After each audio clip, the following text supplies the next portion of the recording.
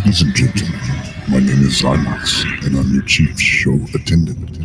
On behalf of the two hosts and the rest of the crew, welcome aboard Weird Wednesday Flight number 13, non-stop, from your current location to parts unknown. Our flight will be at about 2 hours, and we'll be flying at the speed of sound. At this time, make sure your seat backs and tray tables are in their full upright position, and that your seatbelt is currently fastened. Enjoy the ride.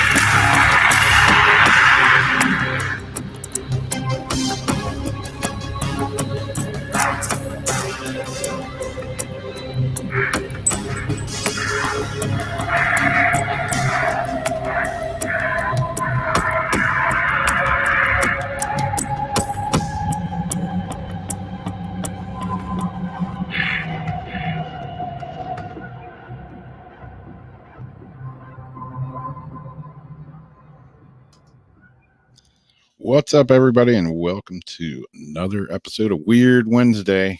We're live now and got a few people in the chat room. And for anybody watching, we are officially streaming on Twitch as of just a couple of minutes ago.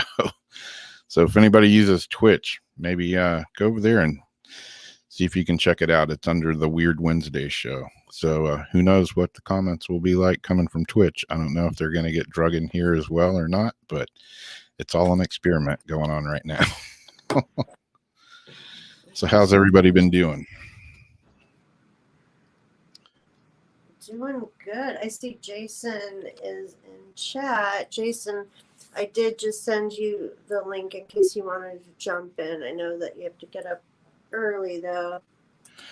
Early birding it for work. Yeah. Well, cool. We have Okay.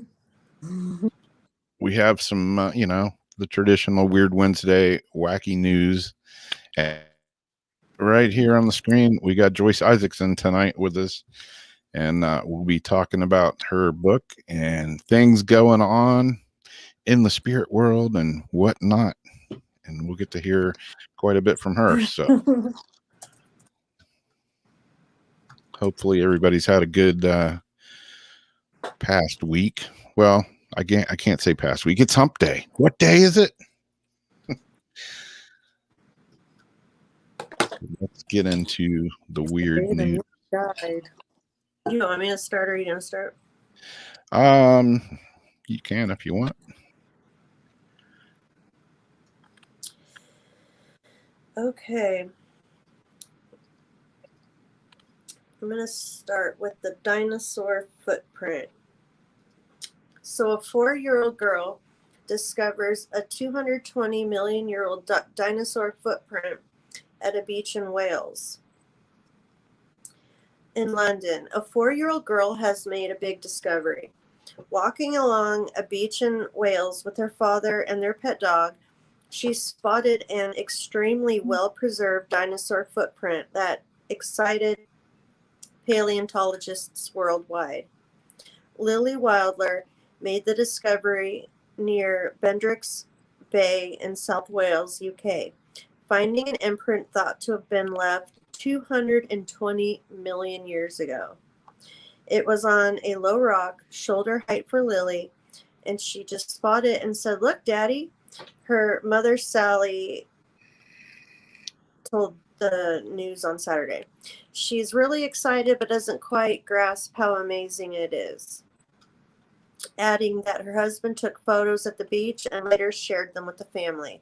It was Lily's grandmother who encouraged them to reach out to local experts and fossil enthusiasts to further investigate.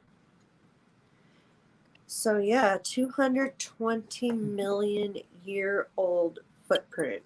Wow. Yeah, That would be impossible to find.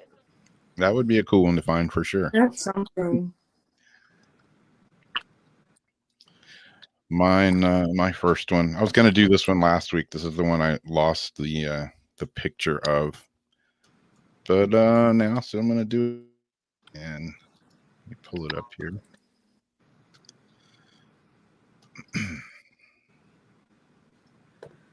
It's a Cookie Monster. A geologist finds a rare formation inside a rock that looks exactly like the Cookie Monster from Sesame Street. And apparently I'm not making this up. The agate was I saw that and I didn't know if it was real. yeah. The Rio Grande do Sul region of Brazil by gemologist Lucas Fazzari, 33 years old, in November of 2020, according to the Kennedy News and Media. Mike Bowers of California, who is the current owner of the sweet piece, posted a video of himself opening the unassuming rock on January 16th, which is backed by the Muppets' famous city, C is for Cookie. The video begins with Bowers holding what looks like to be a dull stone. Then he splits it open. The viewer is dazzled with blue quartz crystals topped by what looks like wide eyes and a gaping smile. Monster inhaling character. I think it's probably the most perfect Cookie Monster out there, Bowers told Kennedy News. I've seen others here and there, but have it complete on both sides. And I had a picture of it actually as whole, but I don't know where I put it. He added, this is very unusual. There's a few famous agates out there, the owl, the scarred face. There are many approximate ones, but it's rare to find one so well defined like this. And Bowers told the outlet that he's been proposed by several people. They've offered him up to $10,000 by at least 5 different buyers for this agate. So he's probably going to hold on to it until, you know, a really good Cookie Monster fan wants to buy it. But, or like everything else, you hang on to it like Beanie Babies forever. And then yeah, exactly. When I had seen this, like I thought, yeah, the geode looked like, you know, Cookie Monster face. I thought they had put like the eyes on it just to you know, show it's Cookie Monster. But now that I'm seeing it on my big screen, I can see that that's part of the rock. Those eyes are part of the actual rock. That is a trip. Yeah, That's weird. Amazing. It's weird that Mother Nature has the sense of humor that she does. Oh yeah, Jason, you've got a Cookie Monster impression. Lori says no. Okay, so next up, let's see. Rawls saying hello from the Twitch chat room, so we're getting chat from Twitch as well. Thanks, Rawl. Okay, so I'm gonna do SpaceX. Welp Space, and they say Welp. Welp SpaceX's Starship prototype just blew up. At 1:49 p.m., SpaceX Starship prototype vehicle SN4 exploded in a ball of flames on the company's testing facility in Boca Chica, Texas. The test vehicle, a prototype for Elon Musk's Moon and Mars-bound spacecraft, had just conducted its 5th static fire test 2 minutes earlier. The video from, we're not going to show the video, but it shows how it skips right to the explosion, includes the sounds from the blast, but we can't play it. SN4 is a prototype for the company's Starship rocket, which SpaceX founder and CEO Elon Musk hopes will ferry astronauts to the moon and Mars in the near future. The static fire test, in which the engine fires while the rocket is strapped to the ground, seemed to go off without a hitch. SN4 had gone through 4 previous static fire tests, including one yesterday. This was the 3rd test for vehicle's Raptor 20 engine. The first 2 static fire tests featured the company's Raptor 18 engine. And then 2 minutes later, a ball of flames erupted around the vehicle. The force of the explosion sent debris flying through the air.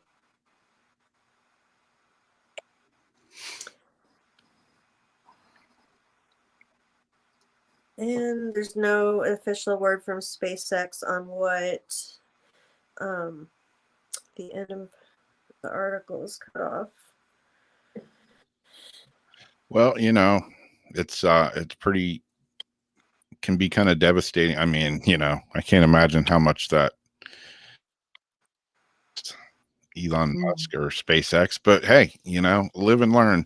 You don't learn unless you fail. So what do they say? This is how we learn. Exactly. Oh, okay, here we go. There's no official word from SpaceX on what exactly went wrong or whether anyone was injured in the blast. SpaceX had just received clearance from the FAA to conduct suborbital flight tests with the Starship prototype. The FAA's Office of Commercial Space Transportation posted the license to its website on May 28th. When did this happen? Just ready. Needless. Okay, so I'm jumping because they keep having other articles in the middle of it. I wonder if this happened. Huh? I wonder if this happened the same day that it was. What was it? The Challenger's anniversary when it blew up. Was this the same day? That would be weird. I can't remember that anniversary. The date. Fortunately, the company has another prototype, the SN5, waiting in the wings for its own round of testing. So, yeah.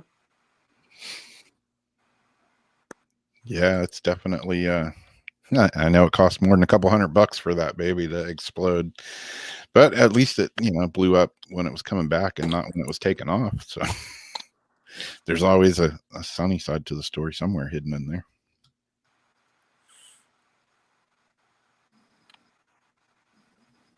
Yeah.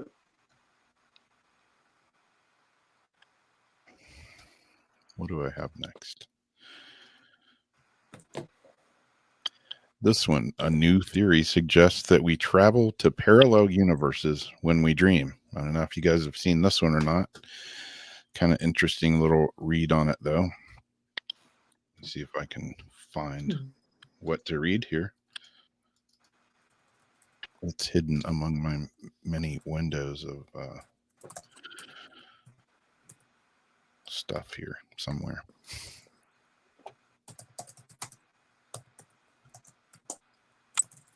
Here we go.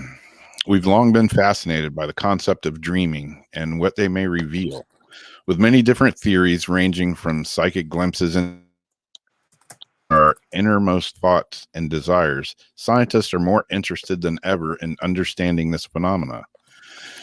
Cookie Monster's going off. Every night, humans have an average of 6 to 10 dreams. Wow. A few minutes after being awoken, these dreams are usually forgotten. However, if there's actual meaning to dreams that would make them more lucrative to remember. Have you ever experienced a dream that was so real and lifelike that you felt like you were literally there in the moment? I have many times. You can feel the freeze on your face. Yes. Yeah. Smell the fresh cut grass or taste the food that touched your lips.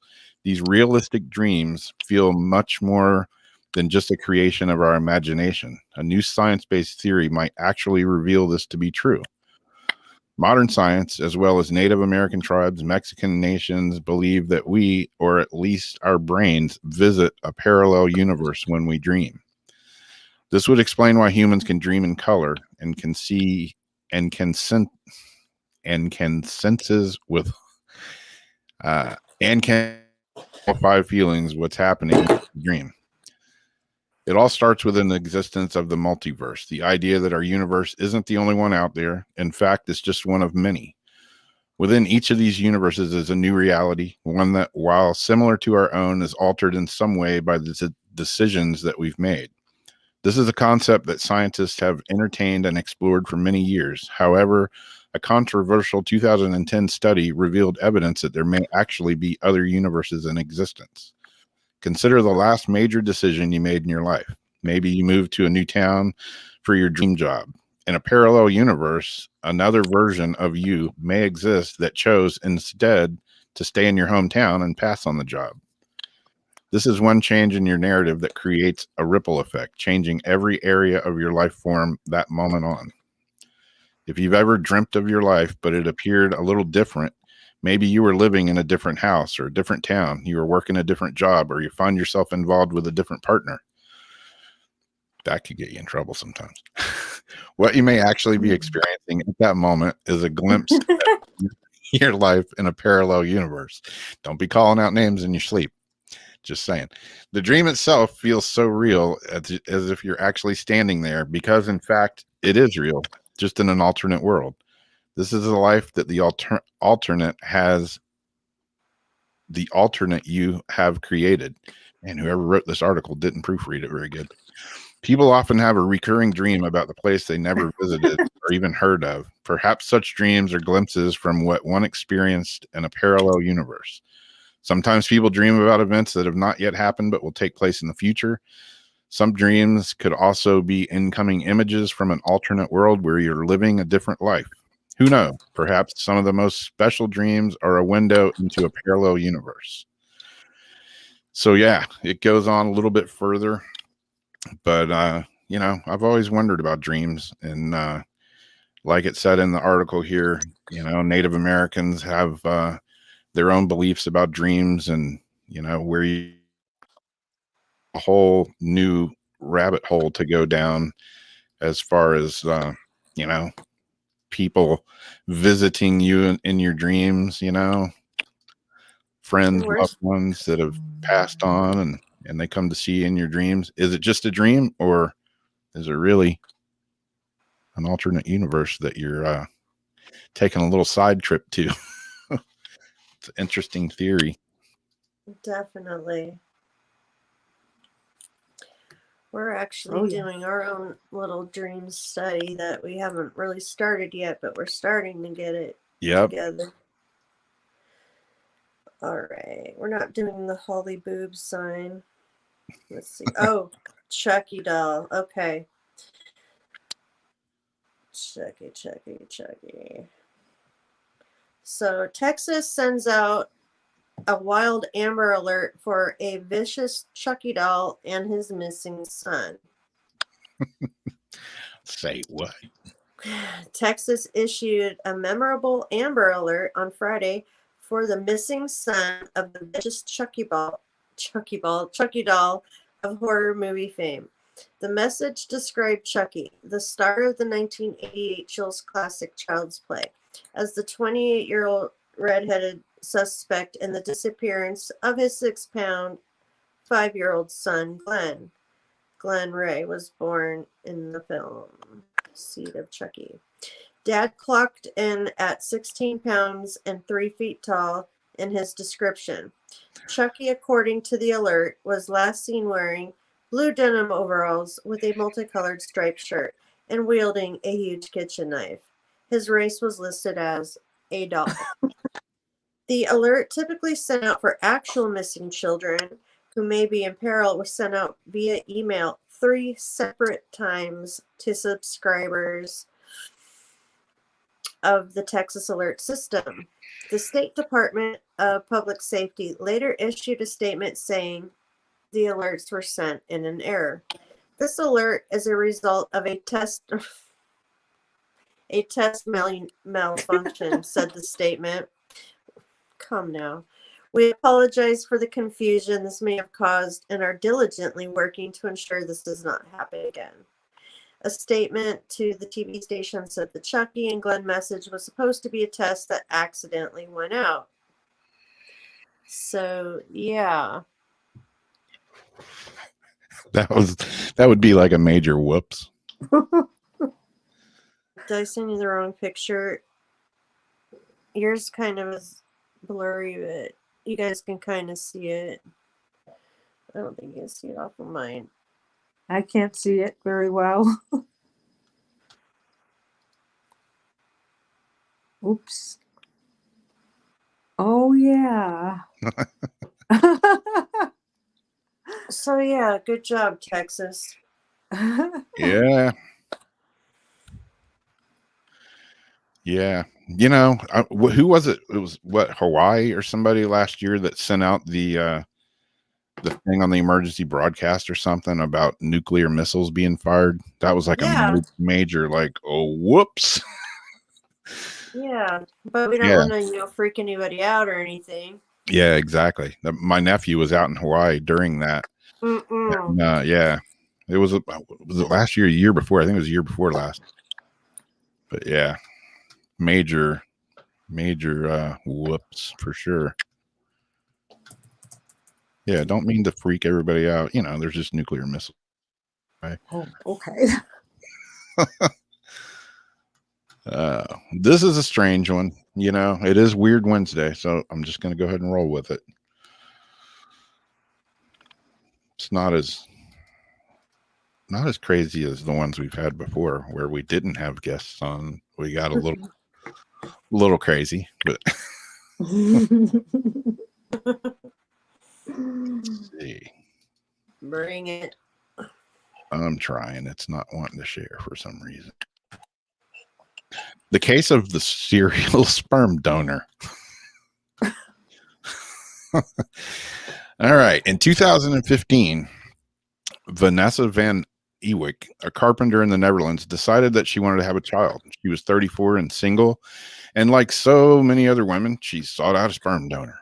She considered conceiving through a fertility clinic, but the cost was prohibitive for her. Instead, she found an ideal candidate through a website called Desire for a Child, one of a growing number of online sperm markets that match candidate donors directly with potential recipients.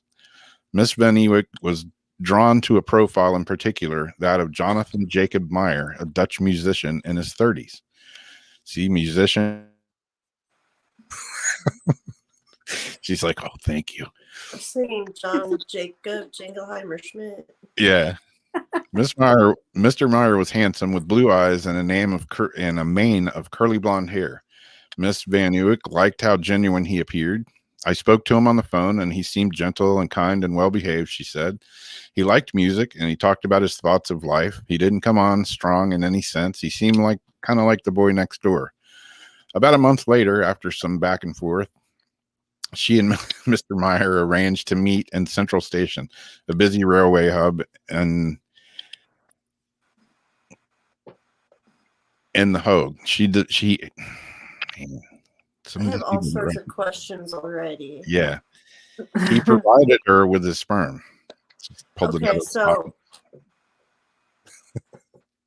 okay. In return, she paid him 165 euros, about $200 in American, and covered the travel costs for him. Months later, she gave birth to a daughter, her first child, and Mr. Meyer told her it was his 8th.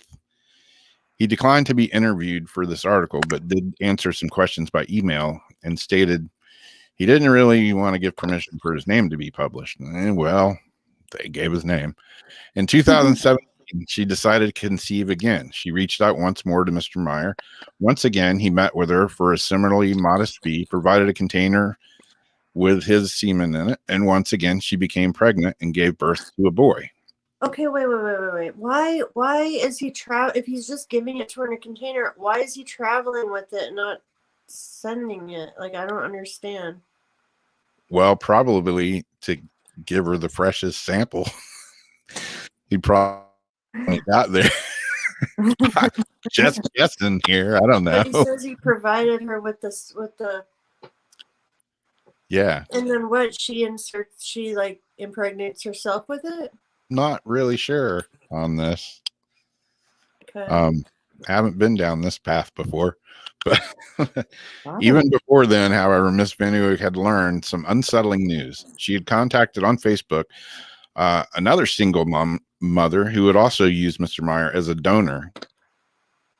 According Can to you an imagine their ancestry tree? yeah, that's where it's heading.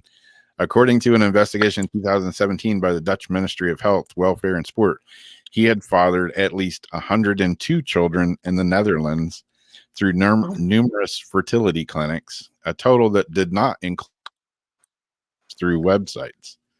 So he's on record with 102. Miss Wow. Van Uyck wanted her children to be full siblings, so she still wanted Mr. Meyer to be a donor. Nonetheless, she was alarmed. One other greater odds of what were the odds of the two of them could meet unwittingly and produce children of their own, children with a heightened risk of carrying hereditary defects. Miss Van Uyck confronted Mr. Meyer, and then he admitted that he had produced at least 175 children and concealed that there might be more. Oh my goodness. So these kids have like a grip of siblings. Yeah. He said, "Hey, I'm just helping these women fulfill their biggest wish and make it come true." Miss Van Uyck recalled, "I said, you're not helping anymore." How do I tell Children my are the kids? corn children. That Do would they make all an look the interesting same? movie. Yeah. He ends it with, "How do I tell my kids they could possibly have 300 siblings?" Oh my gosh. Uh, That would make an interesting movie. yeah, it would. I think they had a movie like that or a Oh, did TV they? show. He's getting around. That's for Do sure. they all look like him with the golden locks? Like I'm picturing The Simpsons, like Flanders. Yeah.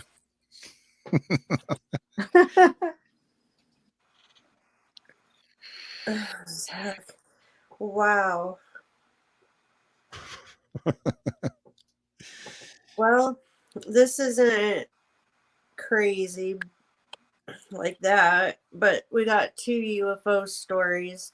Oh, yeah. One of them was Get to done something. by TMZ, so we can't show the video on that either. And then there were some other local stations that did the story, but they were reporting on TMZ's story, so I didn't bother with it. And it looks like TMZ actually tried to do some debunking and recreate this. And if this is real, it's like the best looking UFO I've seen.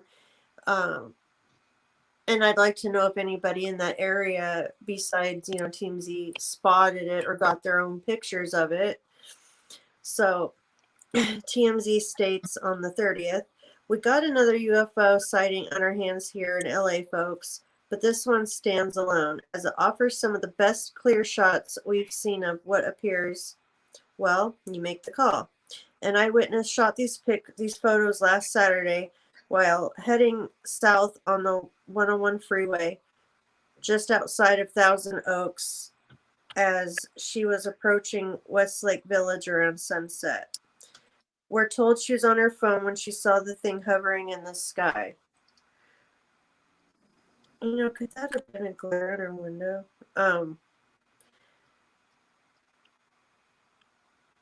She was on her phone, flying the same direction she was heading with a group of lights trailing behind it. The eyewitness said she shot 3 consecutive photos as quickly as she could. And if you've ever been on the 101, you definitely have time to sit there and see what's going on. It's like stop traffic. Yeah. As quickly as she could, you can see that unidentified object appears to have changed positions, both tilting ever so slightly and moving to a new spot in the sky. We're told this UFO was only visible for a few seconds before it literally vanished into thin air. We know, far-fetched, right? That's what we thought too.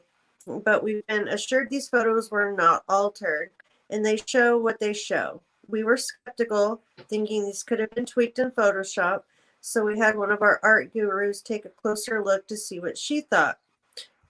Turns out, our own Photoshop whiz seems to agree these don't look like fakes. Our graphic artist tried an experiment with stock images of glowing discs UFOs and flying saucers to see if the images could be manipulated in a similar fashion as the tipster's photos. She concluded it would be hard to cut paste these images with the exact angles of the tipster's image, so these photos do appear to be legit, or at the very least, probably not photoshopped.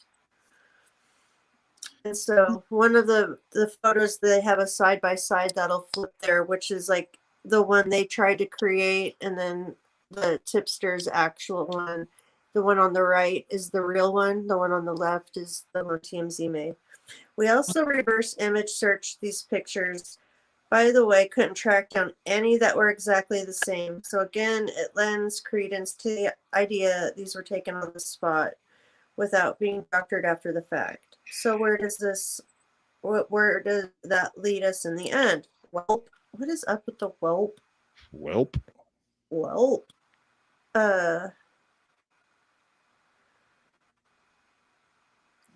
Depends on what you want to believe.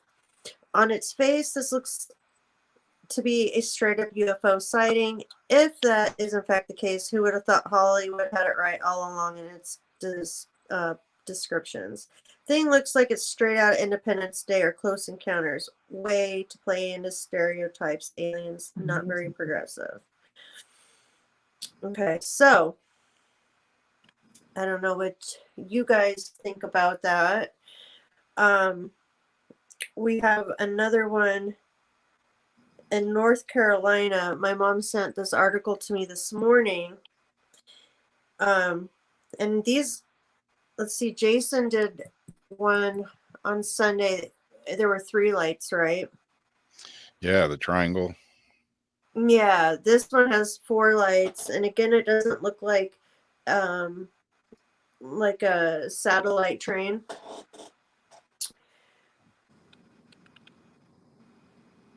Many North, and if the UFO, like seriously, if there was something like that, even for a few seconds, somebody else had to have seen that thing. Yeah. And like I said, the only ones I could find were people reporting off of the TMZ one. So I kind of want to say shenanigans, kind of, because nobody's got, and that's her phone. You can't. We know how the phone pictures look. Yeah. So I don't know. I'm gonna have to call shenanigans on the TMZ one though, unless somebody else can back it up. Yeah, I mean, if that, especially on the 101, somebody else saw it. Yeah. So this one here, many North Carolina residents were left wondering about a cluster of lights that mysteriously appeared about the state's Indian Trail community. Facebook was the connecting point for locals, with many posting to the What's Up Indian Trail community page. Eliza, a Charlotte resident, witnessed it, stated that there was no sound at all. They flickered like lanterns. That could be. But followed the same exact path up until they disappeared, which was odd. She went on to say that my initial thought when I saw the lights that it was helicopters and the helicopters in the distance, but as the lights got closer, there was no sound. Then they went straight up into the sky and disappeared. No smoke, no debris. Homewood's comment has gotten attention from the community, many offering their own insights and opinions about what the phenomenon was, from a SpaceX rocket to a UFO. Pictures that she took capture a glowing trio of lights and a halo of blue, which is hard to explain. The blue light I didn't notice until after I took the pictures. In the sky, it didn't look blue. It looked like a group of bright lights, she said. Mark Price said, I thought it was odd, though, that a few people have seen and photographed that same bluish grouping of lights. The UFO sighting in Charlotte is one of the latest of what has been a sharp rise in sightings since the start of the COVID-19 pandemic.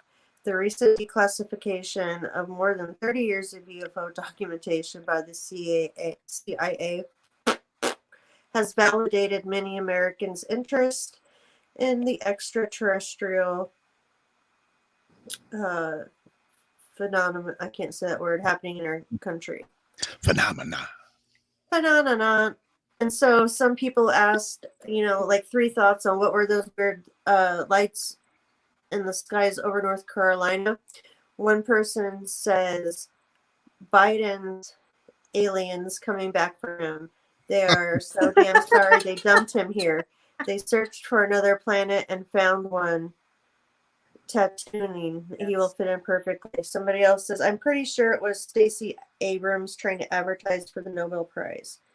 And then somebody else says, advanced Chinese technology spraying mutant strains of virus. So there's a lot of different ideas on what this stuff could be.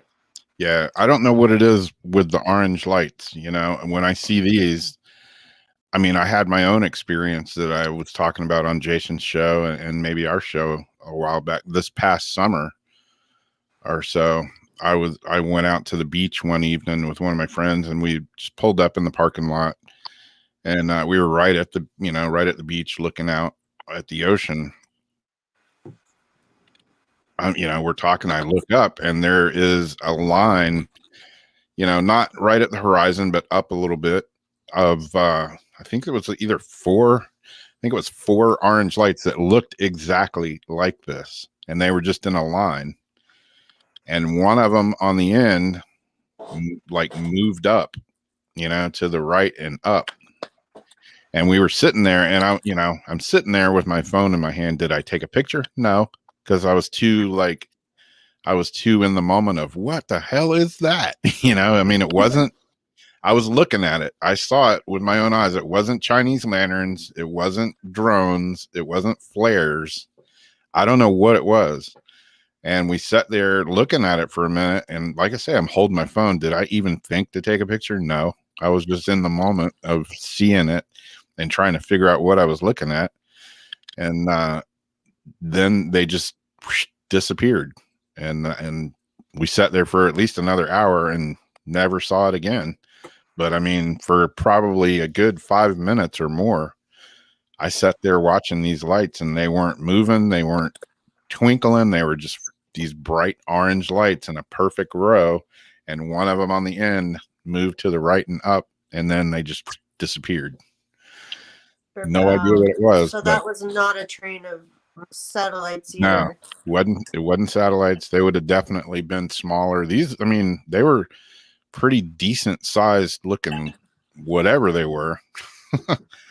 So, and I wasn't drinking that night or anything. So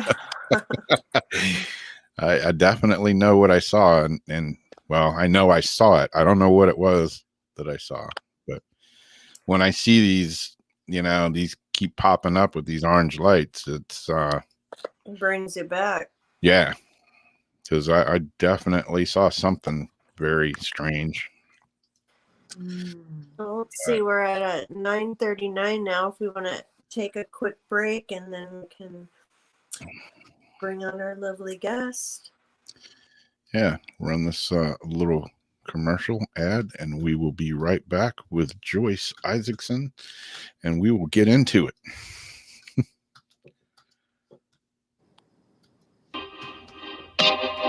This is Jason Bland, host of Midwest Paranormal Presents Paranormal Soup, where we stream live as a webcast every Sunday night, 11 p.m. to 2 a.m. Eastern, with guests who will blow your mind. Live ghost box sessions where you can call into the show to see if the spirits will talk to you, and the world wide web of weird with the latest in paranormal news and evidence. We're bringing the weird every Sunday night, 11 p.m. to 2 a.m. Eastern on our Facebook page and YouTube channel. Don't forget to follow and subscribe.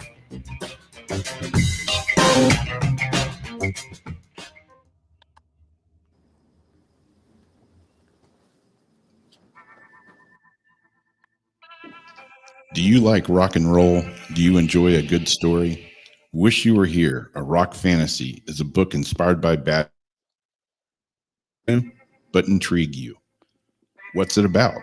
While Thomas is searching for his bandmate and friend in heaven, he meets an old friend and famous new ones in his afterlife voyage. Reader's favorite hails Wish You Were Here, a rock fantasy, as a whimsical, speculative novel by author Joyce Isaacson. Midwest Book Review said, Wish You Were Here, a rock fantasy, is a book inspired by Badfinger. It's a quirky story by Joyce S. Isaacson. It is a unique, original, and deftly crafted metaphysical novel that showcases the author's genuine flair for character and narrative-driven entertainment that is simply riveting from first page to last. Now available on pennantpublication.com. Also available on Amazon in paperback. Also on Kindle Unlimited. So check it out now. Wish You Were Here, a rock fantasy.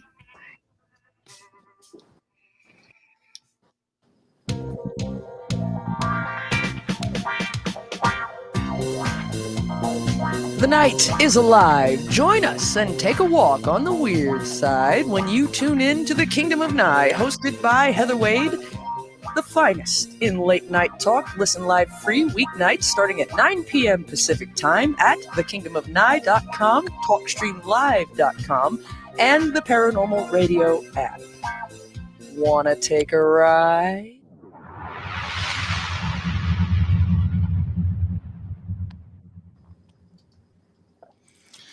All right, we are back, and we can officially say hello to Joyce Isaacson, who is here with us tonight to talk about her book. You just saw that ad there. That's her book. If you haven't seen it, check it out. And like it said in the ad, it's available on Amazon. Is there anywhere else people can get it other than Amazon? Yes, Pennant Publications. They can probably get it on barnesandnobles.com, target.com, I believe. There's quite a few different places they can get it. Cool. But yeah, Amazon is basically, and Pennant.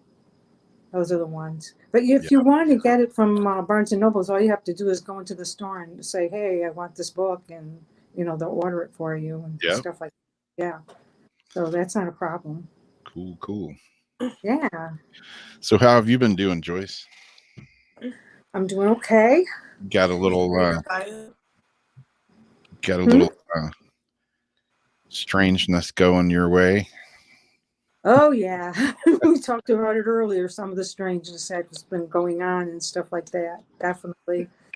Did you want to do the bio, Rob? Oh, yeah. Before we get her going.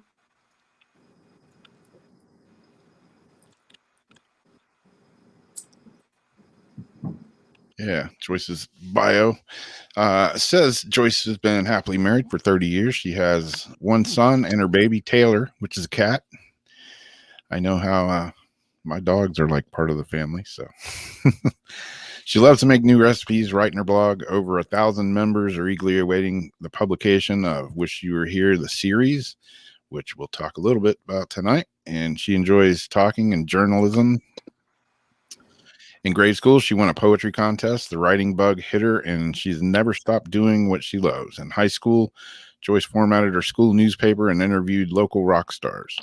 Her love of fantasy and the paranormal, coupled with her fascination with rock and roll, compelled her to write Wish You Were Here, a rock fantasy, a book inspired by the group Badfinger.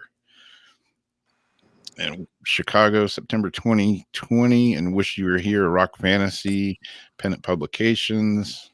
Author Joyce Isaacson weaves the story of Badfinger's band member Tom Evans, who helped pen this story, and his journey through the heavens to find his best mate Paul, Pete Horn, Badfinger's manager. What was that? Pete Ham. Pete Ham. Sorry, I should put my glasses on. Obviously.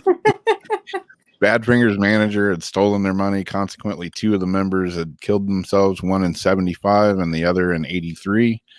Wish You're Here, an amazing paranormal fantasy novel, follows the journey of former straight-up rock star Thomas Alvars as he travels through various levels of heaven, searching for his band member and close friend, Paul Lamb.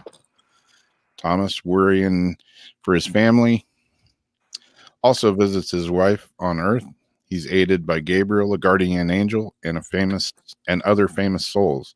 While dealing with the problems adjusting to heaven and the afterlife, Thomas encounters strange and mysterious obstacles. The astral plane, purgatory, lost soul, demons, and dimensional shadow people that try to capture his soul, preventing his ascension to the higher levels.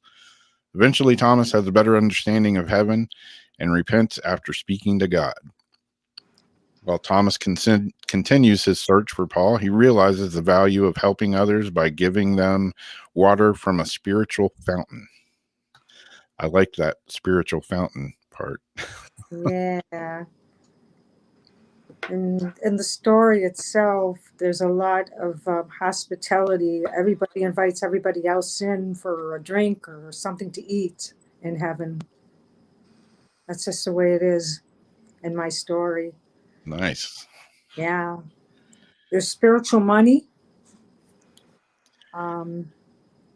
There's there's 7 levels of heaven in my story. And the lowest level is basically like, I would say sort of like a city kind of thing, like New York. And then the higher you go, you have mansions on the 2nd level. On the 3rd level, you have little house, more, I guess, little houses are houses that are a little bit smaller than the mansions. And then you keep going up, it gets smaller and smaller. And Thomas is on the 5th level, and he has a bungalow. And on the 6th level, actually is more like a motorhome. And the 7th level is basically sitting on a lounge chair, because the higher you go, the less you need in the story. Yes. This is something that he was teaching me as well. He's not ready to jump to level 6 yet. Pete is definitely ready to jump there, but he won't do it unless Tommy's ready. And Tommy doesn't want to give up his home right now. Wow. Yeah. But he's been with me now for, since 2016. He's been here, just staying. Long story on that one. But how I met him is very interesting. It really started with my husband. He made me a Facebook page back in 2009, and I ignored it till 2013. I didn't want to do it.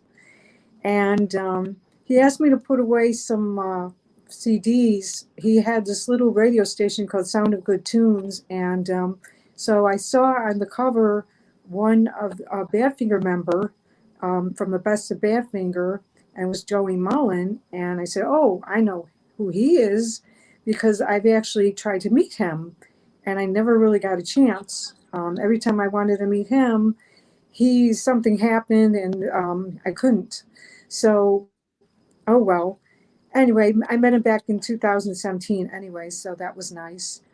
But so I went downstairs and I decided to put the CD on the CD player and listen. And I heard a song called Rock of All Ages, and I just fell in love with the song. And I was like, oh wow, it sounds so much like a Beatles song. I don't know if you've ever heard of Rock of All Ages or not. Maybe somebody in the chat room has heard it. And it sounds like Paul McCartney. And I found out later on that Paul McCartney was definitely on there. I didn't know it at the time. I just thought, oh, gee, this sounds like a Beatles song. Then after that, my husband, he was coming down the stairs, and I told him about it. He's like, yeah, it does sound like a Beatles song. So basically what happened was a friend of mine, actually, he was, I have a spiritual guide, and that's another story. And my friend asked my spiritual guide to start looking up different souls for me to connect with. And I'm like, okay. So he started naming a couple of them, and he came over and said, how about Tom Evans? And I said, who? I said, well, he was from Badfinger. And he just told me that he had passed away. But he didn't really tell me how he did or anything like that.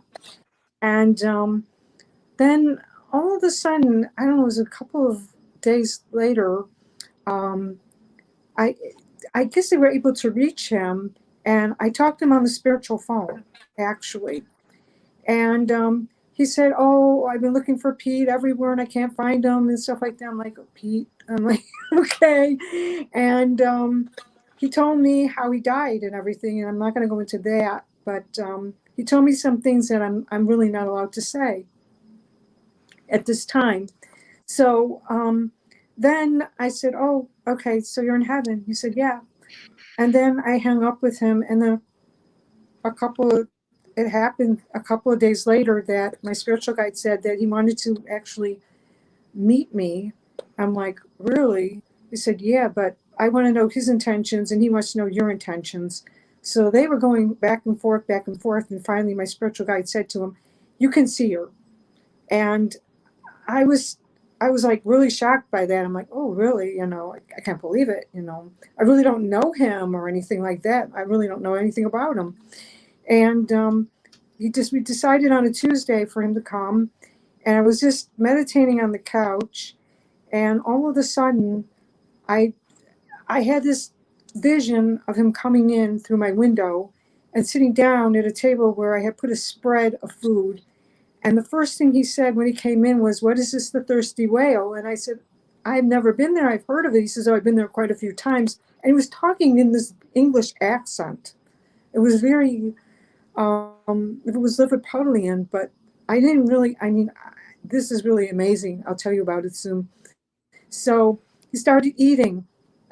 And then he said, I was told not to come empty-handed. He came over to me and he brought this necklace over.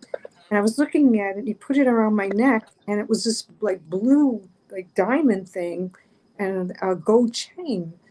And I remember what it looked like. And then he said, I'll see you again. And he left out my window.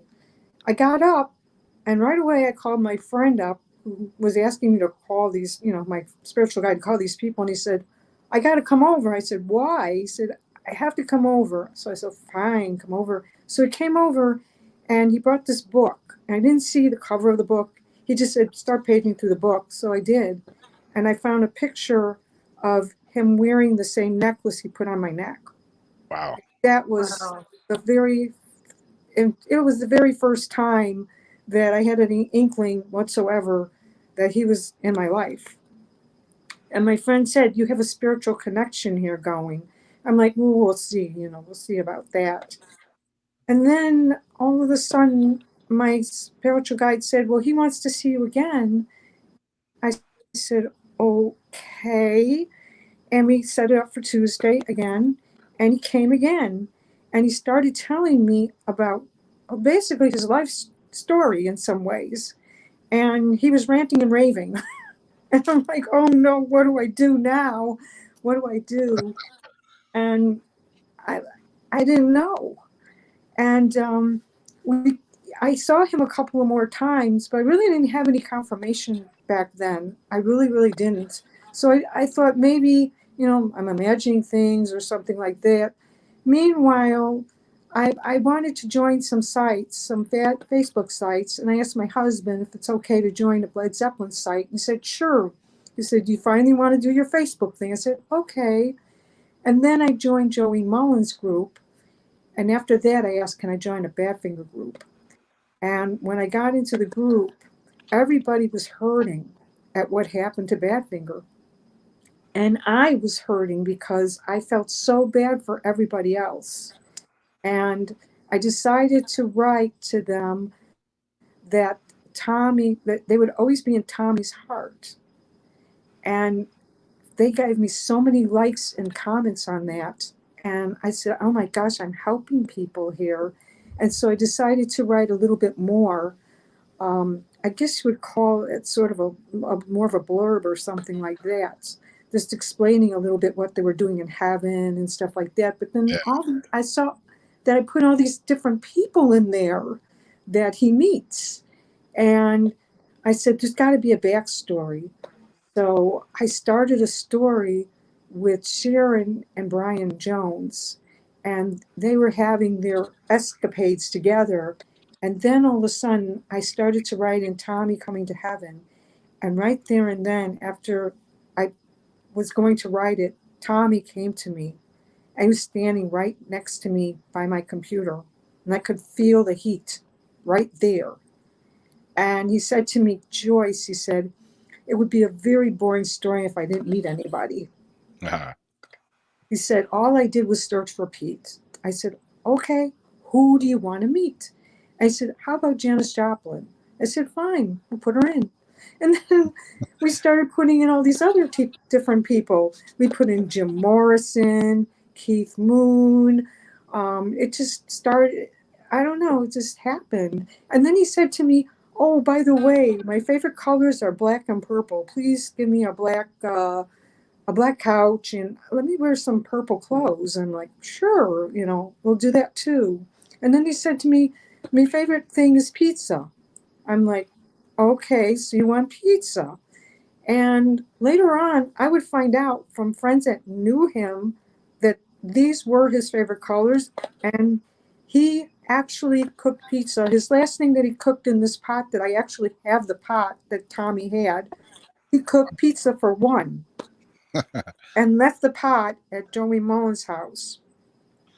Wow. And when he was moving, his girlfriend gave me the pot, the cooking pot. And I just held it. And when I was holding it, I could feel the vibes all over. And this was years later when I got the cooking pot. I still have it. It's my pride and joy. I have to admit, I slept with it for a couple of nights when I first got it. I did. And then certain things started happening. And Tommy was telling me about heaven and what it was like. And I started writing all that down. And how are you hearing this in your dreams or like in your ears or you could hear it out loud? I was hearing it in my head and I could hear his tone of voice in my head. So I didn't hear it audibly, but I could hear it in my head and I heard what he sounded like. Now, I didn't know what he sounded like back then until I actually went on a video. And on the video, they had a little introduction to Carry On Till Tomorrow, and I heard his voice. I'm like, geez, that's him. That is Tommy. And so after that, I'm like, okay, something really is happening here. I don't understand it completely yet, but I'm going with it. I'm going to go with this. And Tommy, he told me, I started the story and everything, and I kept writing, and all of a sudden, I had in this Badfinger group, I had something like 562 comments in the group, and I was told to cap the story. Because it was their group, and that's what they wanted me to do, and I panicked, and I decided I'm going to take down as much as I can and get it to my personal page. And then nobody could find me on my personal page except for 2 people. And I wrote for them for 4 months. Then after I wrote for 4 months to these 2 people, one of the people, one name was Eddie Burns, he decided to find me a Facebook page for myself. He made one for me, my own group. And I was just amazed by this. And I had a place for myself. And we didn't put down pictures at first. We just put down drawings that my son did and I did, because we didn't know how that worked with pictures, with photos and stuff. I wasn't sure if I was going to be in the clear with them or not. So I went out and I started to get some of the people from other Badfinger groups. I recruited them, so to speak. And I would do this every day. And then all of a sudden, they started coming to me, others. And I kept on writing and writing and writing. I was just really happy to write.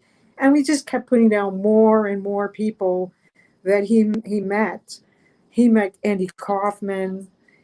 He met Cass Elliot, who we met in real life. Wow. And there's something about Cass Elliot in the book that people are going to really freak out about if they read the book. And they should. There's something about her that's very different. But it actually complements her very well. And then he meets people like Peter Sellers, Michelangelo. I mean, I've got in there 32 souls that he meets, actually. Lucille Ball. I mean, we just went the gamut. And then I started asking friends, who do you want Tommy to meet? And someone said Karen Carpenter, so we put down Karen Carpenter. Another person said Mozart, so we put down Mozart. And it went on like that. So there's about maybe 5 to 6 different people he meets in there that were from other people that wanted that person in the story. And I do a little bit of research, but most of it came from my mind. And then I found out some of the people that I even put in, that was their characteristics. And I'm like, oh my gosh. It's like I was channeling some of these people and didn't realize it. I didn't know. Yeah. So Tommy, I mean, so after all this was happening, I remember that I had a situation that was really, really bad, a personal situation. And I was on medication at the time. And I wasn't getting my blood tests, and I forgot all about that, actually. And in 6 months goes by, I forgot all about it. I was too busy and going through turmoil with this particular situation. And one morning I woke up, and Tommy, I heard him audibly. He said, Joyce, he says, you have to go to the doctor. And I said, why do I have to go to a doctor? And he said, you have to take a blood test. I'm thinking to myself, oh, I don't need that. I don't need that, you know. And I said, okay, I'll make a deal with you. Here I'm talking to him and said, I'll make a deal with you. I'll go only if my leg hurts me today, because my leg had been hurting me and I didn't know why. So I decided not to go. The next morning I woke up and my leg was killing me. And he said, again, you have to go for that blood test. And I went on Monday for the blood test. I called up, went on Monday, and Tuesday they called me up and said, if you didn't come in any sooner, you would have been dead. Wow. Seriously, I mean, I couldn't believe it. I mean, in a way, he was used as a tool to save my life. And I told the doctor the situation, what happened, and the doctor says, you've got a guardian angel on your side. Yeah. That's what he said to me. Meanwhile, other things started happening. I actually came down with called bronchitis sinusitis, and Tommy went with me to the doctor. And he was, going back and forth, telling me when the doctor would come in. I'm like, whatever, I'm feeling terrible. And he's telling me, the doctor's going to be in about 10 minutes. And I look at my watch. 10 minutes goes by, and the doctor comes in and says, oh, I'm so sorry, but I was so busy. I'm like, okay, not a problem. And he told me I had the bronchitis sinusitis and I had to take an antibiotic. But he said, you can't touch your cholesterol pill. And I said, why? And he said, the reason why is because you'll die. I'm like, what? Yeah. And I came home with the antibiotic and I had to take it. And because my head was so foggy and everything, I forgot about my cholesterol pills, not taking it. And I went to reach for it. And Tommy literally took my hand away and said, no, you can't touch it. He took my hand away. And he says, I'm going to have to stay here and nurse you back to health. I'm like, oh, you don't have to do that. I mean, you got your family and everything like that. He says, no, you're important to me too. So he stayed with me for a month. And he would make me drink chicken soup and tea, and he took care of me. And I'm going to tell you something. I couldn't talk for a month, honestly, because of bronchitis. Wow. I coughed so much that I couldn't talk.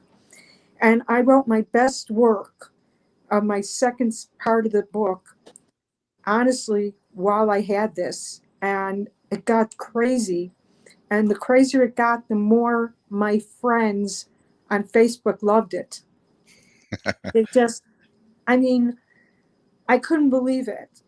Tom, in the second story, basically it's like, it says rock star Thomas, inspired by Tommy Evans, faced with a new mission on his venture, finds that searching for his friend, inspired by Pete Ham, is not as simple as he has hoped. Being in heaven, Thomas meets new souls inspired by the likes of Kurt Cobain, Marilyn Monroe, Sharon Tate, Richard Nixon, even Napoleon, and encounters some surprises along the way. Discovering a strange and mysterious stone, he is able to balance while in heaven's lower levels. Now granted a divine appointment with Princess Lady Dina, inspired by Lady Diana, wherein she commands him to complete a task. He is also confronted with an exact replica of his past. The same club he debuted in with his own band is now a new adventure. How will Thomas be able to resolve the past and find his bandmate while ensuring he completes his assignment before it's too late? That's basically what the story of the series, the second story, is about. Cool. And yeah, and it just got so crazy. Next thing I know, everybody's yelling at me, publish it, publish it, publish it. And I'm like, huh? And I sat on it for a whole year because I didn't even think it was worth publishing. Tommy was saying, oh, it's a great story. It's a great story. You have to publish it. I'm like, I don't know how to do this. And he said, well, he says, first of all, I think you need an editor. And I said, first of all, I need to know if this is in the right format. And I went and I talked to a couple of other authors, and they said, you have it in the wrong format. And I had 800 pages, and I had to turn around 800 pages. Wow. Oh, wow. Yeah, 800. And it took me a month to do it, but I did it. Nice. After that, I went ahead and I got the editor, and the editor said, well, you have to go back into it, and you should do it either first person or third person. I'm like, oh, great. I don't even know what that is. And they gave me examples to do, and I went ahead and turned it around again, 800 pages to first person. Tommy said, I want to be the one telling the story. I said, okay, no problem. So we went ahead and got an editor, and he was great, and he edited the story for me. And then I came up with a situation. The situation was I had 34 dead people in my story. And I'm like, oh my gosh, I can get into trouble for this, because I was looking at different things that said, yeah, but I didn't defame anybody. The only one that really defamed was Manson, because he's mentioned in the story, Charles Manson. Yeah. It's actually Chuck Mason, but yeah. And so I went ahead and I tried to get a hold of the Lawyers of Creative Arts, and they said they wouldn't touch me with a 10-foot pole being pro bono, and I had to be pro bono. So I was really depressed about it. I was on my couch, and Tommy said to me, I already had, believe it or not, several pre-orders, and I didn't know how to fill them or anything. I didn't have a book at the time, nothing, and I was just sitting on the couch, and Tommy says, don't worry, you're going to publish. And I said, everything's stopped. How am I going to publish? He said, you will. Everything's going to work out, and you're going to publish. And I said, right. He says, do me a favor. He says, why don't you cut up cardboard? I said, why? He says, get your frustrations out. Cut it up. So I decided to cut up 40 pieces of cardboard. And the next week on LinkedIn, I found out somebody who was in my Facebook group was actually a lawyer. And I popped him, and I said to him, if you read my book and give me the green light to do it, I'll give you a free book. And he said, great. And a month is going by, and I'm like this, because I wasn't sure what was going to happen. He was like, yeah, it's going to happen. He's going to give you the green light. I'm like, I don't know. And then all of a sudden, I call him up, and I'm still shaking. And he says, everything's fine. He says, you can publish. I'm like, what? I can publish? He said, yeah. And I did. I published on, I think it was March 4th. And no, it wasn't March 4th. It couldn't be March 4th. Oh my gosh. I'm sorry. This was in June. And this was close to Tommy's birthday. I actually launched it on Tommy's birthday on June. Aww. And he was like, oh, yeah. And I couldn't believe it. I started getting sales and everything, and it was just happening, and I was able to do the pre-orders and stuff. And I got to tell you, I made a lot of money on the pre-orders. So that was really worth it for me. Yeah. Yeah, that was worth it. Then everybody was yelling at me later on, make it a movie. I'm like, I just published. What are you talking about making a movie? And oh my gosh. And Tommy said to me, Joyce, he says, you can do it. You're going to be successful at doing these things. I'm like, I don't know. He says, look, he says, if you find this one picture of me on the internet, of me at Disneyland, which I didn't think was going to happen, he said, you're going to be successful. And I started searching. I searched and I looked for 6 hours and I couldn't find anything. The next morning, he came back to me and said, try again. And so I searched for 2 hours, and lo and behold, I found the picture. It's the only picture on the internet. And he's wearing, oh, I love to show it to you. It's beautiful. I love to share it. Yeah. And he's wearing a Donald Duck hat, and Pete's in there and everything. And it's just fantastic. And he said to me, see. I'm like, okay. But then something happened. Every day from the time my brother had left to Israel, I would cry every day because I wanted to see my brother again. And it was, I would say 2017, around that time, I was crying again. And every Saturday, I would be on the couch crying. And Tommy said to me, Joyce, he says, you're going to go. He says, imagine yourself there. I said, I've never been there. How am I going to imagine myself there? He says, just think about where you want to go there.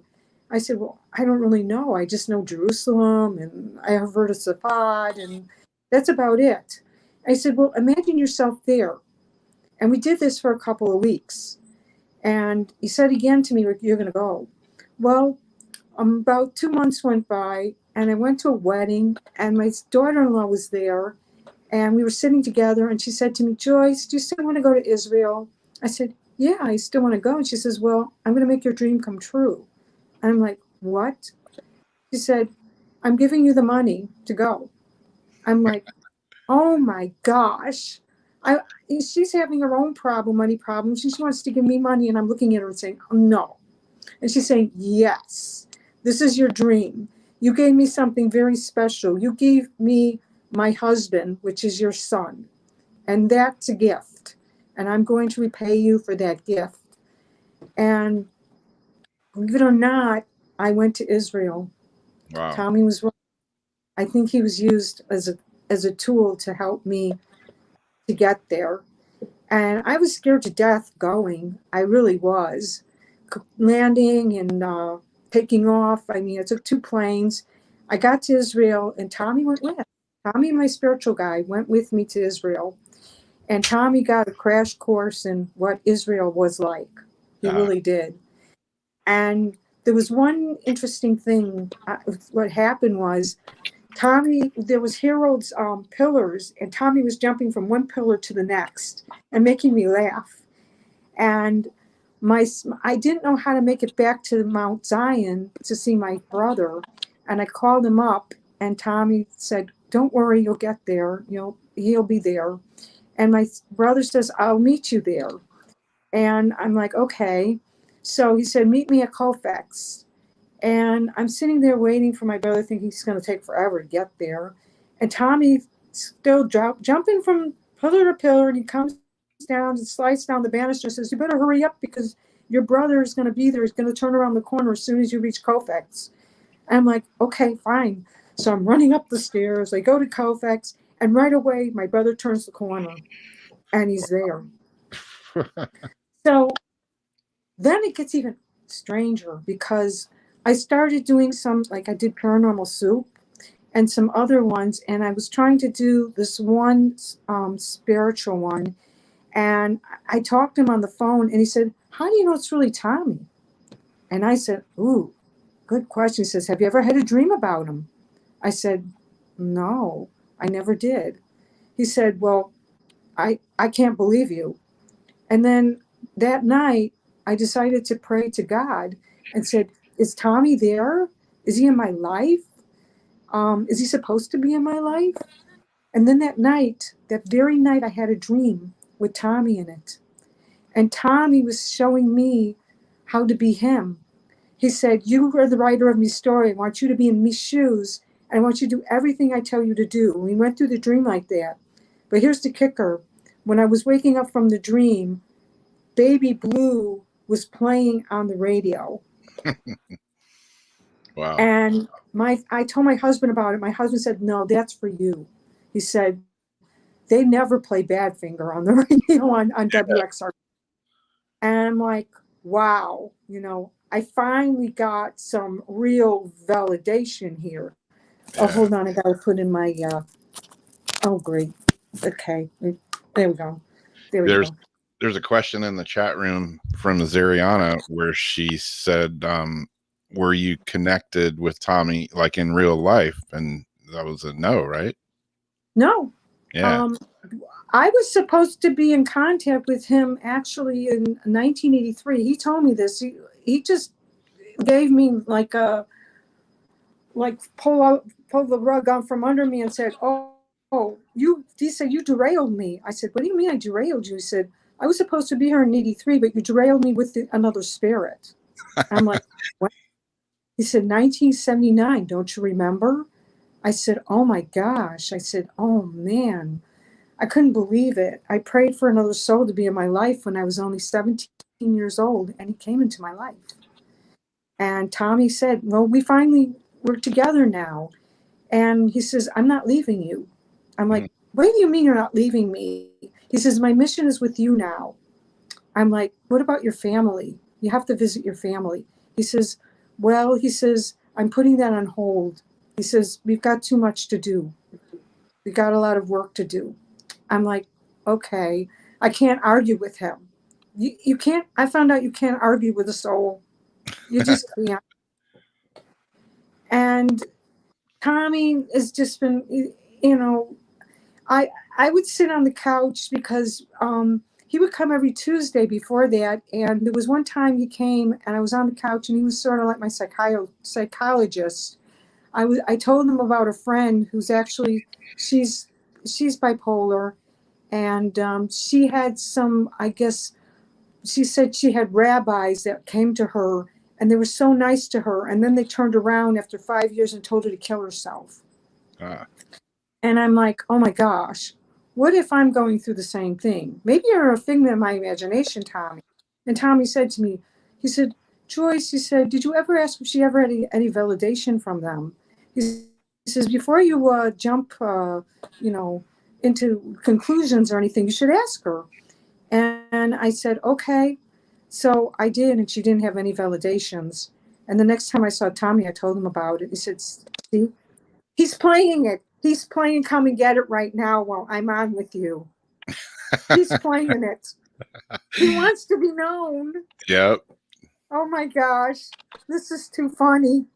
I wish you could hear it. He's playing it. Well, it's going to be down because YouTube, if it's copyright music, YouTube will definitely flag us for it. Yeah. Hold on. But that is awesome. He trips it. He also trips my music and he plays his songs for me. Also, he does something with my Echo Dot as well. You know what an Echo Dot is, right? Uh-huh. Yep. An Alexa. Yeah. He will give me future things and say, this is going to happen, that's going to happen. And if I'm right, he says, out of the gate, this Badfinger song is going to play in the first 5. And I'm like, Tommy, my thing's on shuffle. Anything can play. So all of a sudden, I'm like, okay, fine. I turn on my Echo Dot, say, Alexa, play my musical library. And all of a sudden, out of the gate came Lookout California. I'm like, oh, and this happened tonight. He's done it to me like 50 times. And out of the 50 times, he's been wrong twice. If I can interrupt for just a moment, we've got 10 minutes left before we're going to start the ITC portion. Okay. So, basically, with the film and everything, I can't really get into it because I kind of told you guys what happened and everything, but Yeah. can't mention it on here because it's social media. But I found somebody on, I guess it was on Facebook, on Messenger, and he was a producer and a filmmaker. And I said to him about my story and everything, and he decided to read my book, and he said, we can make something out of this. We can do it. And he was going to do it, but he wanted $3,000. So I started looking for somebody else to help me. And I found a scriptwriter to help me with this. And the rest is history in a way. Other people who have read it and really like the script. Nice. Yeah. That is really exciting. Yeah, and it's cool that, it's cool. I know you've, been a writer for years and all that, but I mean, when it comes to publishing books and now, perhaps doing a movie, it's cool that you just are just like being like guided right into it, kind of, And even though I had to change the names, Tommy said to me, it's going to work. He said, even though you have to change the names, he said, you might be able to get some of the names back. I'm not going to get back his name because of the Badfinger Wars. I'm not even going to get into the Badfinger Wars. That's another situation. Yeah. But It's you good know that about you have that push, though. Yeah. Sometimes we get motivated to want to do something, so it's almost like a spiritual support. When you help your friends and you talk them into it and try to give them that nudge, like you need to do your cooking shows and you need to, write your book, Jason. And it's like, yeah, one day. But it's almost giving you that extra push. Yeah. Definitely. He's been very encouraging. He's been my support. I mean, it all comes from one source. It comes from God, and God's the one he's the one that runs the world and everything in it. And I just believe that we get different, I guess everybody gets it differently, messages. And I happen to get messages from him. But I don't worship him. I don't ask him questions. Nothing like that. Those are the two rules I was given by somebody. And I really believe that he's not separate from God. Nobody's separate. We're all tools of God. All of us. Yeah. Angels, people, souls. I mean, we all have a purpose. Yes, we do. We all have a purpose, definitely, without a doubt.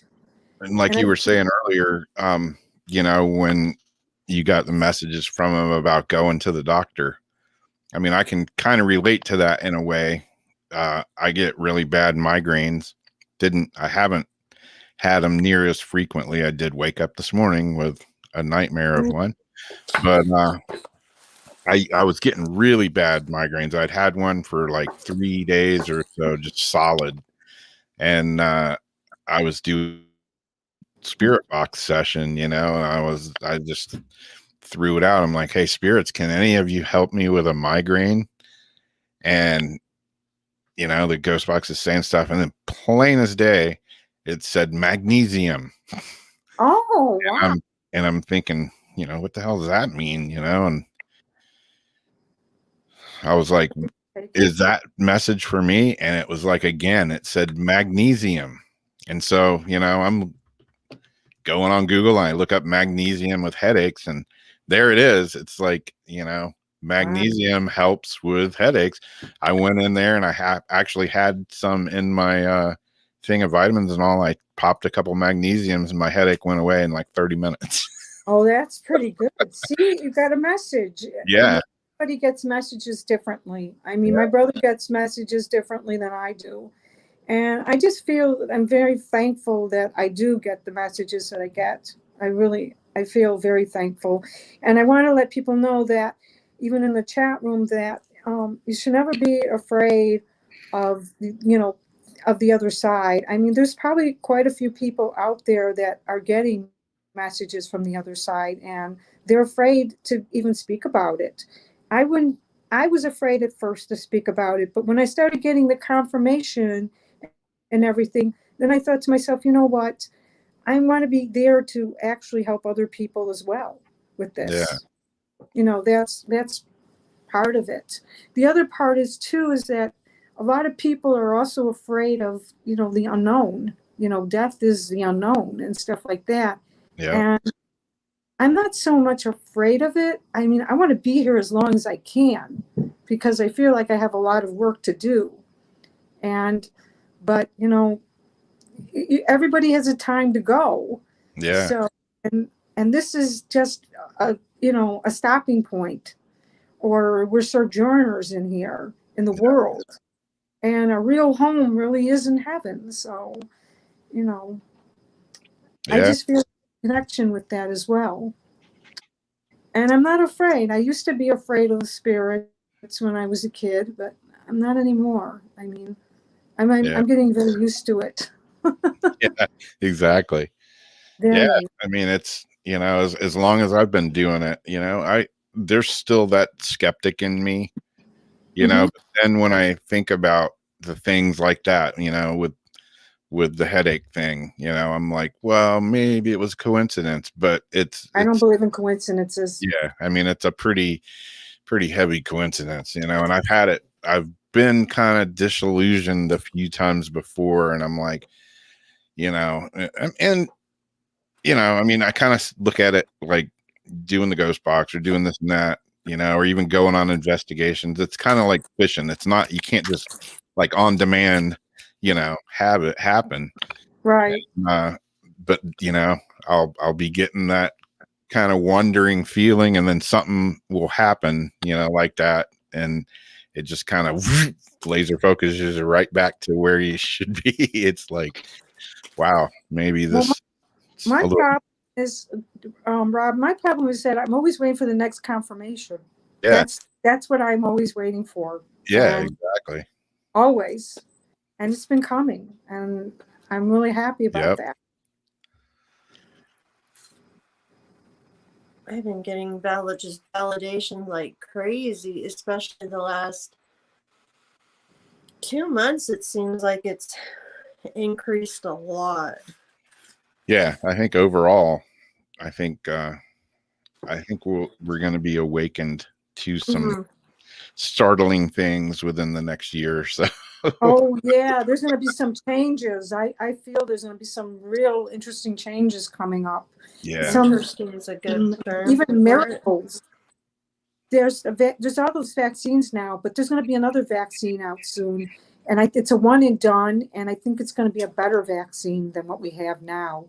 I'm going to be waiting on the vaccine. I just feel that something's better coming up. Yeah.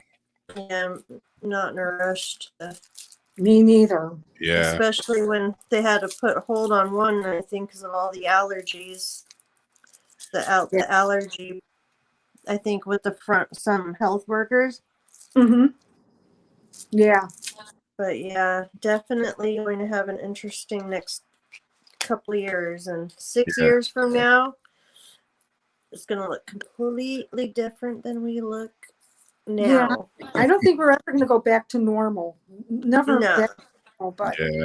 But we can still try to make the best out of everything and go with the flow. Yep.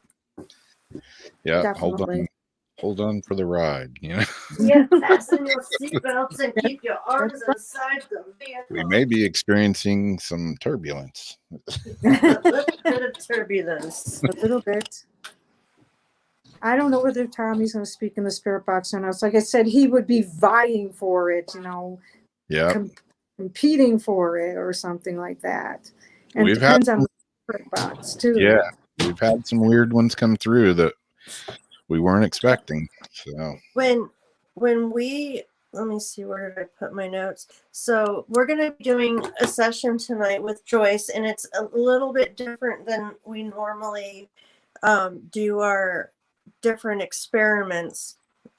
she's not able to ask questions to him or talk to him through the box.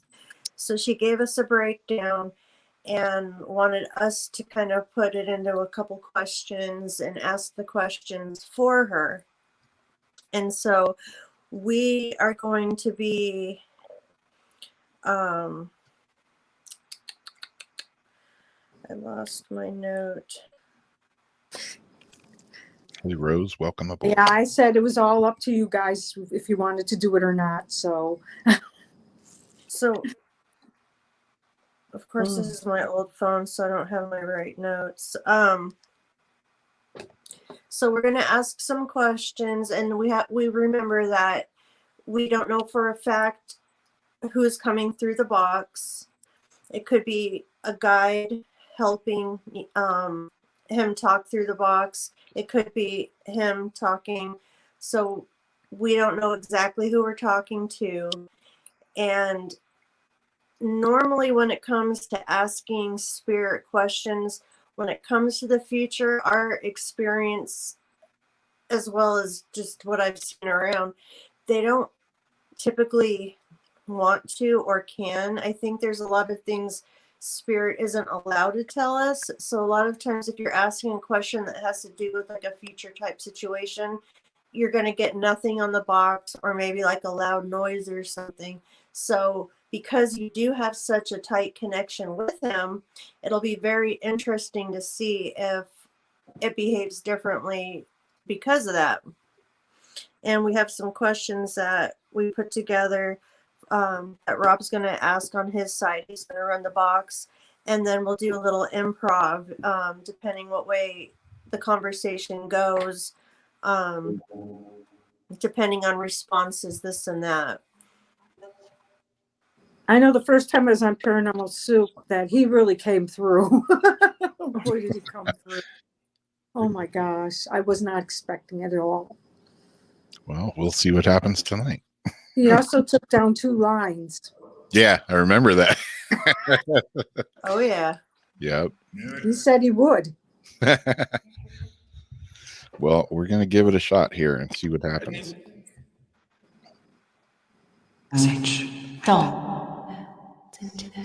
Yeah, Lori, when we did the missing person a couple of weeks ago, we got a lot of responses. We have a murder one we're going to do next week. Yeah. That we really going to need Lori's ears for.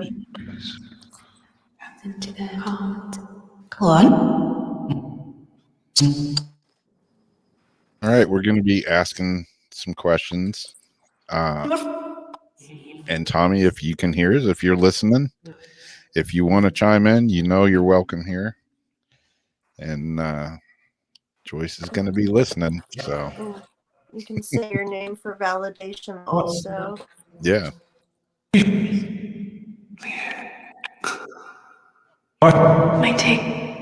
And anybody new to this, you hear most of the replies on playback. You only hear like 25% or so in real time.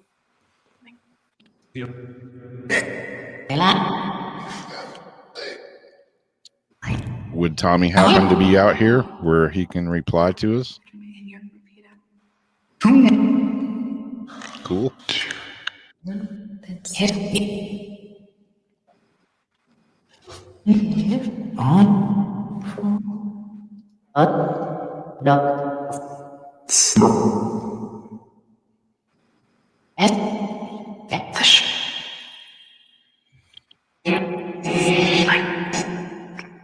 All right, if Tommy or, you know, a friend of Tommy, a messenger,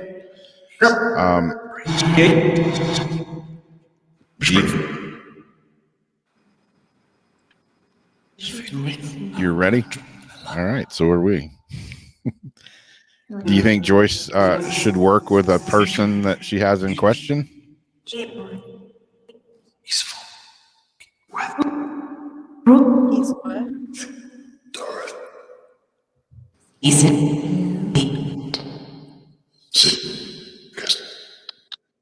Do you think that it's okay for her to work with this person, even though mentioned maybe it's not a good idea? I'm gonna some of your get rid of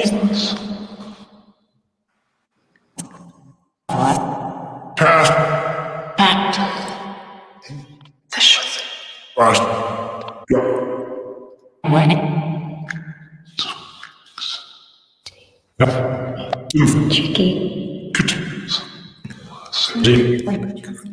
television. If the answer is no, can you give us a reason why she shouldn't?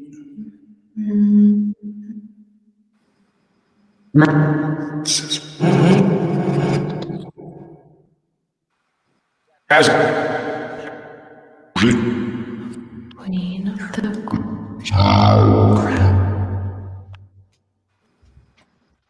haunted lake.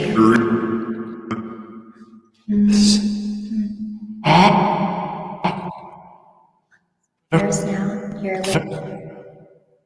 Son, yours. So that I don't. Come Good job. I think And when I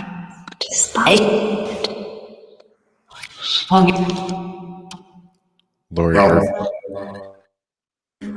Not the same despite. or now. nurse. Lori heard television and Pete. That's kind of interesting. Pete. I have heard Pete.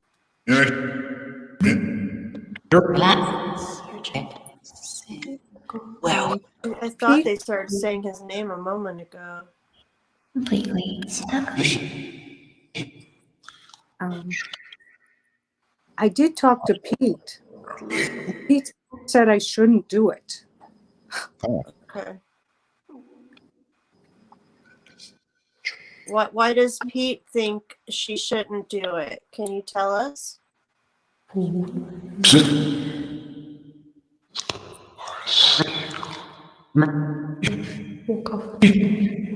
We want her to do the right thing. She wants to do the right thing. Yeah.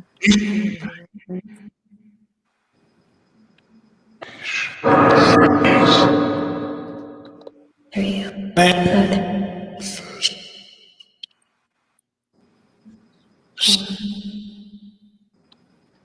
Here.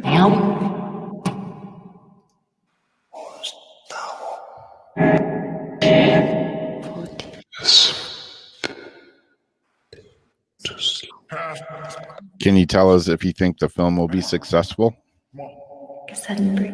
Like 250. No, sir. No. See, they're shushing. Yes, but not like.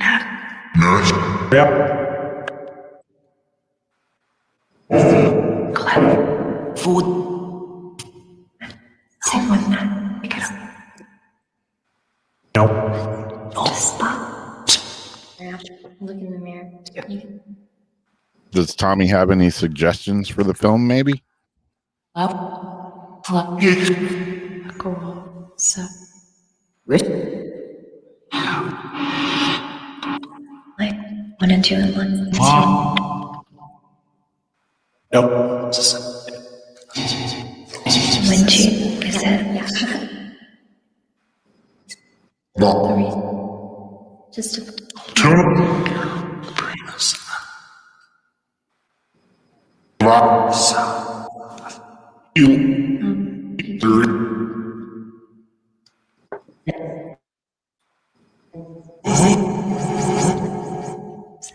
Yeah, I as well as Lori heard yes and help and look in the mirror. Does that mean you want to help with the film? With that, looking outside, I think. What do you say?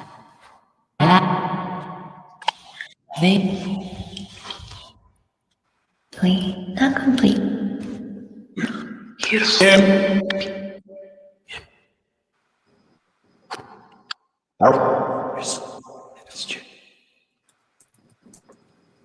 And you get built up. It's a bit. Isn't it? So. Next.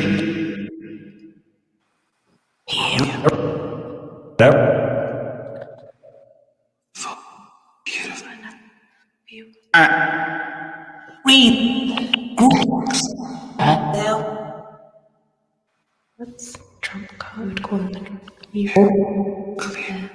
into that coffin. Pretty much here. It is As far as like medical tests and other stuff Death of a in the future, I may have just answered this question. Has Tommy been giving her future advice through her echo? Oh, he's playing again. To come and get it.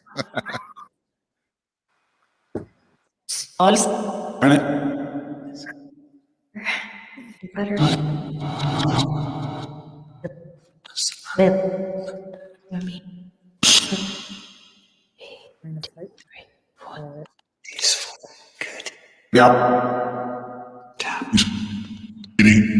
Is Tommy giving her advice, medical advice through her echo?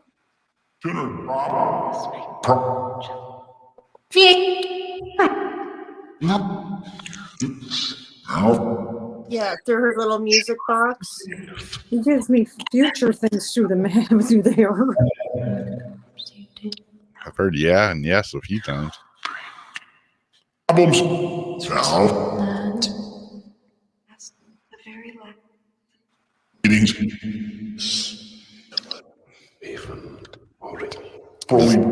Does Tommy or maybe the other spirits think that Joyce will be living closer to her brother soon? I could use the pack.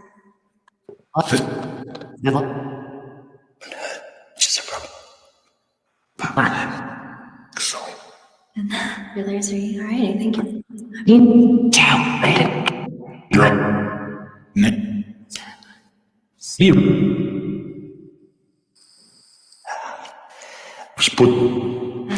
Do you know where it is that she would like to move?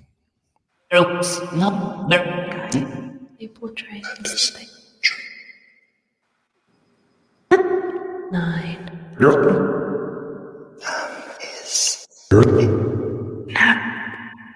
Like slower, more. Do you know where her brother lives? You're ready? Really quick, do your hair. Fine, just take her. If we Warning to the listener. That's the priest in the hive.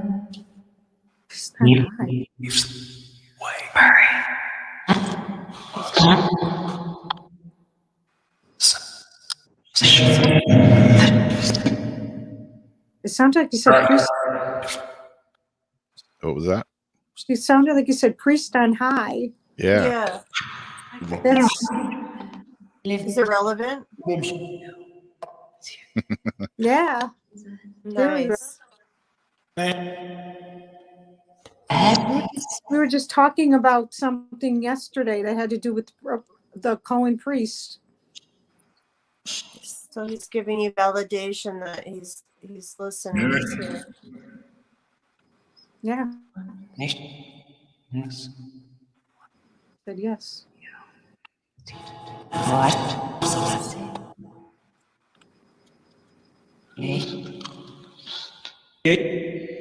Does Tommy have any other messages he'd like to relay to Joyce right now as she's listening? I thought right after I said that, it was real quick and it said, lay low.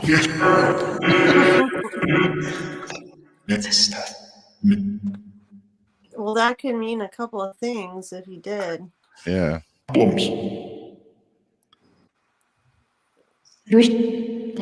you have any messages you would like to relay to Joyce? Bye. It's worthwhile for you. No. Ready? Helps you. Say. Okay. Go it. You're not just. Six. Better. Whatever you want. Whatever you want.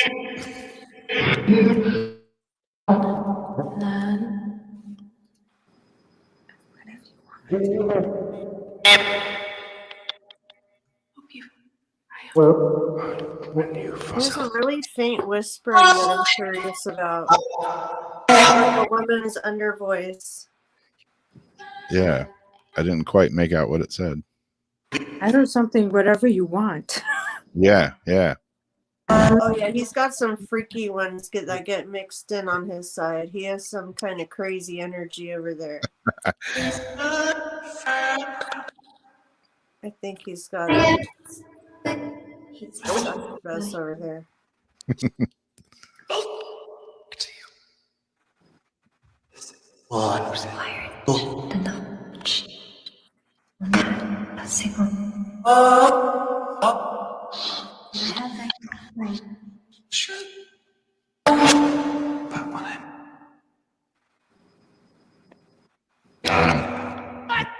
Lori said she's heard "help you" twice now.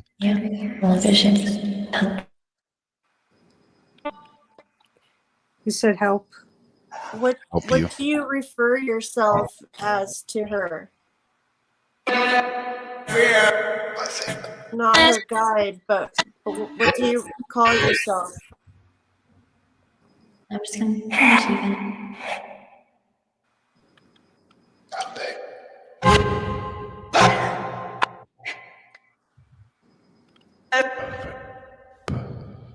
I've heard nothing 3 times.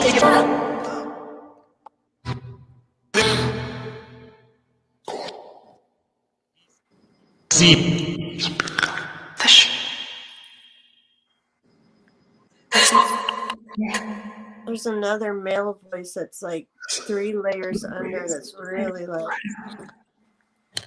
Banana. banana. Yeah. Okay.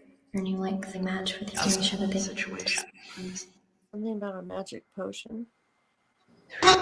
Well, just for a validation question, I don't usually like to do these kind of questions, but there was a song. I'm going to say the first word, and if you can confirm the second word for us, that would be pretty awesome validation. And the first word would be baby.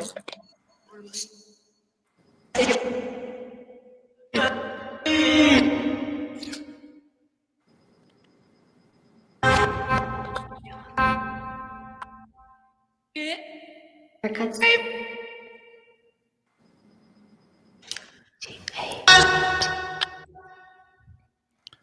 I don't know if I heard the word right after I asked it or not, but I think I heard maybe Joyce. what's that? Might have just heard Joyce's name, but the other music stomped on it. Ask that question again, because when you're starting to say it, I heard it go, say it. And then Yeah. I said that, and then I said it over what you were saying. Yeah, just for validation's sake, there's a song. The first word of it's baby. Can you say the second word to complete the title of the song? A motivation for them. Motivation. Time and look so that I can be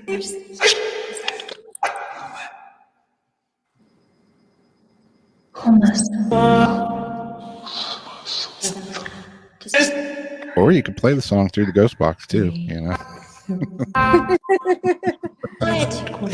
Did you hear that? Play it. Yeah.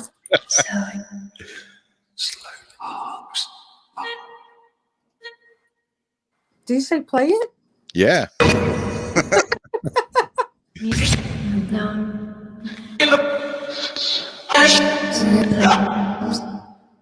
They're trying to play music. Yeah. That may have been the word right there.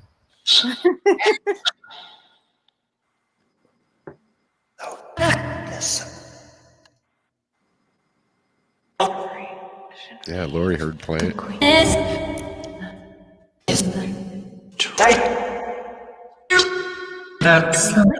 Her baby blue. Yeah. Okay. I'm gonna freak out if it comes out of here.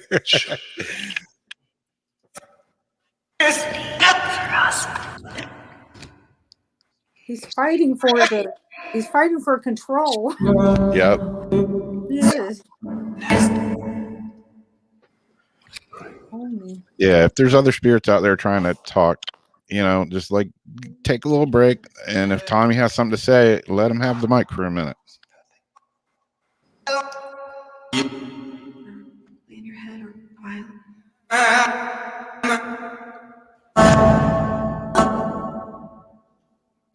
Salon, mom's. I want you. Hey.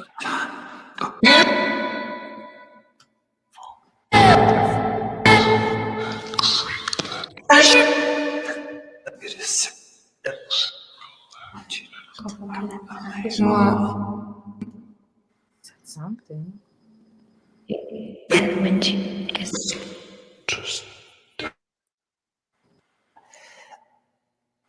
You know, the guy was talking, the spammer in chat was talking about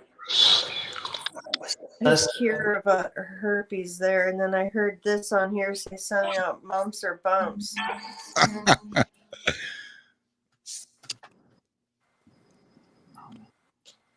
Got rid of them.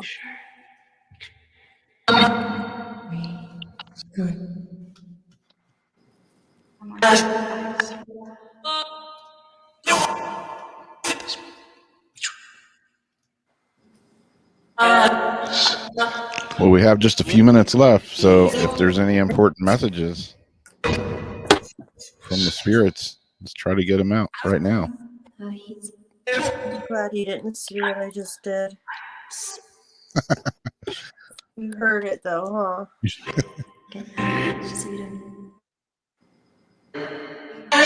Something fall over. But it's okay.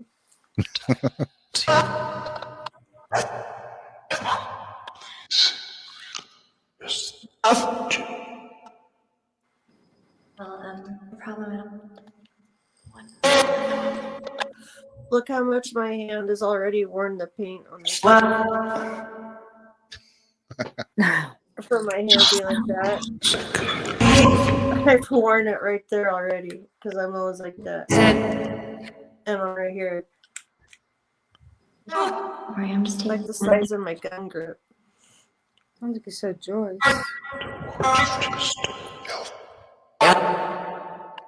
Say that. Did somebody say his name?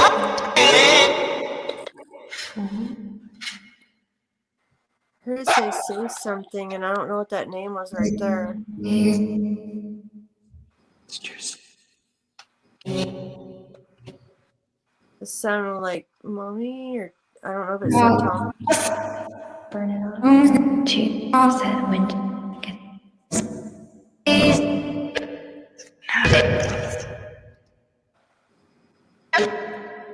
Crystal, this.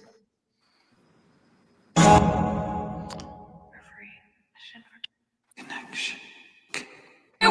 All right. Here's another goofy question. If I'm, I play music all the time, like all day long, I have music playing. If I want to play a Badfinger song through my PA, my stereo here, what would be a good one to play for me? What do you suggest? Earlier in your What should I listen to? son, you are to the to 7.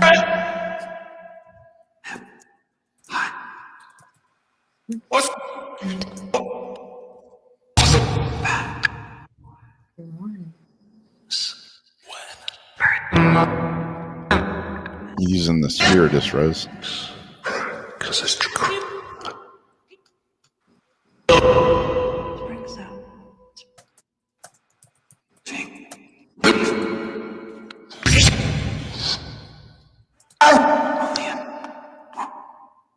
Patient